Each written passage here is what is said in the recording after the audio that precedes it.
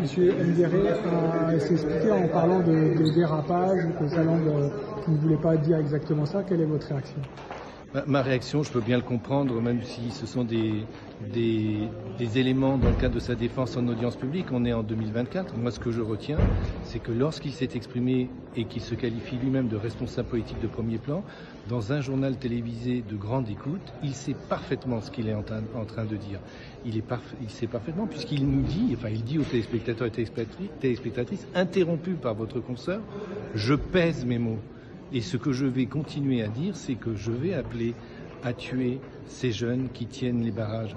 Et je vais aussi identifier, en tout cas c'est ce que soutient la Ligue des droits de l'homme, je vais identifier des Comoriens parmi ces jeunes et donc faire un lien entre immigration et délinquance. Et dans un contexte qui était très tendu à l'époque, puisque c'était le démarrage de l'opération Wembushu menée par le ministre de l'Intérieur, c'est jeter de l'huile sur le feu, c'est se comporter comme un pyromane, c'est se comporter comme un incendiaire. Et au contraire, le contexte mahorais n'est pas un contexte qui devrait inciter à la libération de la parole et inciter aux excès en tout genre. Au contraire, on doit faire preuve de mesure, de pondération, de circonspection. Et si on n'est pas capable de le faire, on fait un autre métier et en tout cas, on n'est pas un élu de la République. Justement, l'avocat n'a cessé de plaider que l'État abandonnait Mayotte et que, au vu de cette situation, en gros, les propos de son client étaient entendables. Que l'État français abandonne ce territoire de la République, je l'ai plaidé, personne ne peut en disconvenir.